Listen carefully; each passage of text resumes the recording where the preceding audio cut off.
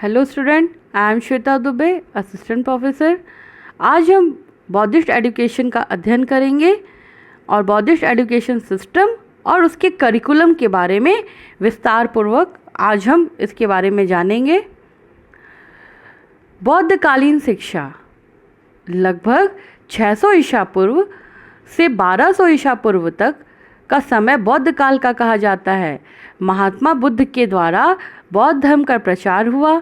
महात्मा बुद्ध ने जातिगत भेदभावों को मिटा सभी वर्गों में अपने धर्म का प्रचार किया। इसका प्रभाव भारतीय शिक्षा पर भी पड़ा।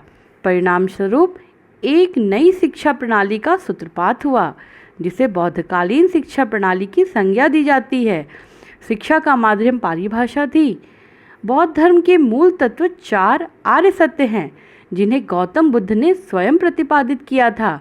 ये 4 आर्य सत्य हैं: जीवन दुखमय है, जन्म मरण सभी दुख देने वाले हैं, प्रिय से बिछड़ना दुख है और अप्रिय से मिलना, जो प्राप्त है उसको खोने का भय दुख देता है। इस तरह दुखी जीवन का एकमात्र सत्य है। दुख का कारण अज्ञान और तृष्णा है। दुख के कारण को हटा देने से दुख भी हट जाएगा। अष्टांग मार्ग जो चौथा सत्य है, या 8 ज्ञान और सदाचार के सिद्धांत हैं, जिनके द्वारा दुख के कारण अर्थात अज्ञान और तृष्णा को समाप्त किया जा सकता है, जैसे भगवान बुद्ध ने स्वयं का किया। इस मार्ग के 8 अंग हैं। पहला है सम्यक दृष्टि, अर्थात 4 आर्य सत्यों को हृदयगम्य करना। सम्यक संकल्प, अर्थात लोभ मोह अहंकार आदि से मुक्ति का संकल्प। सम्यक वाक, अर्थात सत्य बोलना और कठोर वाणी का परित्याग। सम्यक कर्मांत, अर्थात सत्य अहिंसा ब्रह्मचर्य इत्यादि 5 शीलों का पालन। भिक्षु के लिए शीलों की संख्या 10 थी। सम्यक आजीव, अर्थात जीविका का नैतिक साधन। सम्यक व्यायाम, अच्छे विचारों को धारण करना और बुरे विचारों को दूर करना। सम्यक स्मृति, शरीर इंद्रिय और मन के वास्तविक स्वरूप का ध्यान करना और किसी प्रकार की आसक्ति से दूर रहना। सम्यक समाधि, अर्थात निर्वाण प्राप्त करने की प्रक्रिया। इसके पहले के 7 कदम सम्यक समाधि की तैयारी भर थे। बौद्ध शिक्षा का अंतिम उद्देश्य निर्वाण की प्राप्ति है। निर्वाण की स्थिति में आसक्ति अज्ञान और तृष्णा का विलय हो जाता है और मनुष्य दुख से मुक्त हो जाता है। बौद्ध धर्म एक व्यवहारिक धर्म है, क्योंकि इसका उद्देश्य मानव जीवन के दुख को दूर करना है। इस तरह हमने 8 मार्गों के बारे में अध्ययन किया। अब हम जो वैदिक बौद्धिस्ट एजुकेशन की जो शिक्षा व्यवस्था है उसके बारे में जानेंगे। वैदिक शिक्षा व्यवस्था की तरह यहाँ भी प्रारंभिक शिक्षा और उच्च शिक्षा की व्यवस्था थी। प्रारंभिक शिक्षा की व्यवस्था बौद्ध मठों में थी। वहाँ जनसाधारण के लिए भी यह उपलब्ध थी। मठों में प्रवेश के समय पबज्जा संस्कार होता था। उसका अर्थ था बालक ने अपने परिवार से अलग होकर बौद्ध मठ में प्रवेश ले लिया है। इसके लिए माता पिता की अनुमति आवश्यक थी। प्रवेश के उपरांत बालक नव शिष्य या भिक्षु कहलाता था। श्रमण भी इन्हें कहा जाता था। महावग्गा में पबज्जा संस्कार का उल्लेख इस प्रकार मिलता है: बालक को अपने सर मुड़वाने पड़ते थे। पीले वस्त्र धारण करके तिसिव्रा कहा जाता था, जिसे मठ में भिक्षुओं के चरणों में अपना माथा टेकते थे और पालथी मारकर बैठ जाते थे। मठ के जो प्रमुख भिक्षु थे उन्हें 3 बार कहने के लिए कहते थे: बुद्धम शरणम गच्छामि, धम्मम शरणम गच्छामि, संघम शरणम गच्छामि। अर्थात मैं बुद्ध की शरण में जाता हूँ, मैं धर्म की शरण में जाता हूँ और मैं संघ की शरण में जाता हूँ। जहाँ शिक्षा दी जाती थी उसे संघ भी कहा जाता था। इसके बाद उनको अच्छे आचरण की शिक्षा दी जाती थी। बौद्ध काल में शिक्षा प्राप्त करने का अधिकार था। प्रारंभिक शिक्षा की आयु 6 वर्ष चलती थी। बालक को प्रथम 6 माह सिद्धिस्तु नामक की बाल पोथी पढ़ाई जाती थी।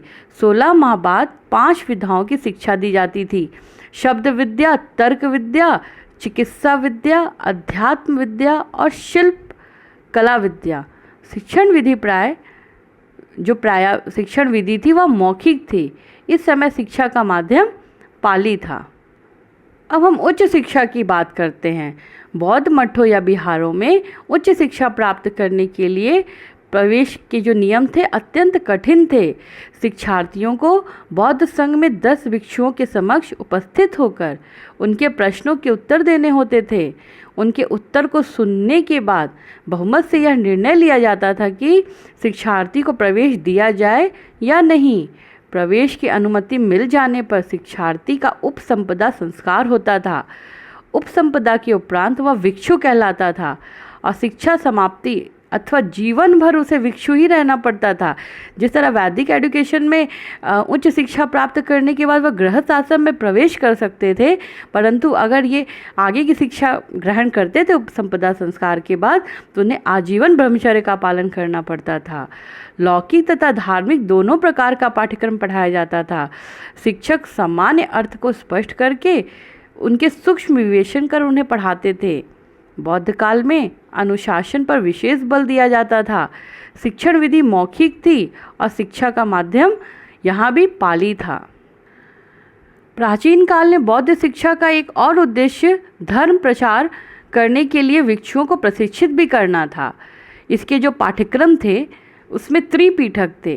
त्रिपीठक में 3 पीठक थे, विनय पीठक, सुत्त पीठक और अभिधम्म पीठक। ये 3 बौद्ध धर्म के मूल ग्रंथ हैं। माना जाता है कि ये बुद्ध के वचनों के संग्रह हैं। विनय पीठक या बौद्ध संघ को चलाने के नियमों का संग्रह है। भिक्षुओं द्वारा किन नियमों का पालन किया जाना चाहिए इसका भी वर्णन है। नियमों के उल्लंघन पर किन उपायों का अवलंबन करना चाहिए इसका निर्देश है।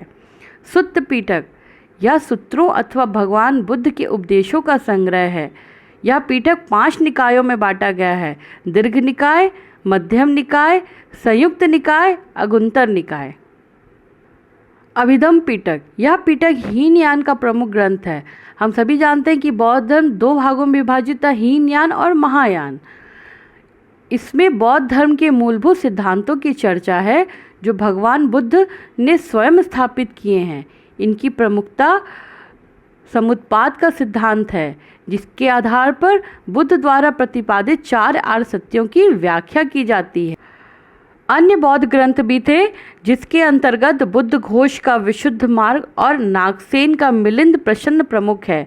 मिलिंदपना विद्वान नागसेन और राजा मिनांदर के बीच का संवाद संग्रह है।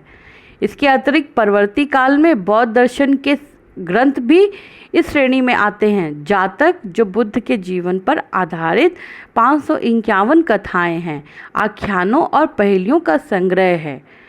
ब्राह्मण ग्रंथ बौद्ध विश्वविद्यालयों में वैदिक वाङ्मय की शिक्षा भी दी जाती थी। साथ ही सांख्य आदि 6 दर्शनों की भी शिक्षा दी जाती थी। धर्मेतर और उपयोगी विषय जैसा कि वैदिक शिक्षा के संबंध में बताया गया है, लगभग सभी महत्वपूर्ण धर्मनिरपेक्ष विषयों को भी बौद्ध शिक्षण संस्थानों में सिखाया जाता था। भिक्षुओं को भी कुछ उपयोगी कलाओं की शिक्षा दी जाती थी, जैसे सिलाई और काष्ठ कला। इस तरह आज हमने बौद्धिस्ट एजुकेशन सिस्टम और करिकुलम के बारे में जाना कि किस तरह के विषय पढ़ाए जाते थे। आई होप कि आपको समझ में आया होगा और आपको इससे बहुत फ़ायदा मिलेगा। आगे की जो मेरे लेक्चर है उसको ज़रूर अटेंड करिएगा। इसको कंटिन्यूअस में हम रखेंगे। Thank you.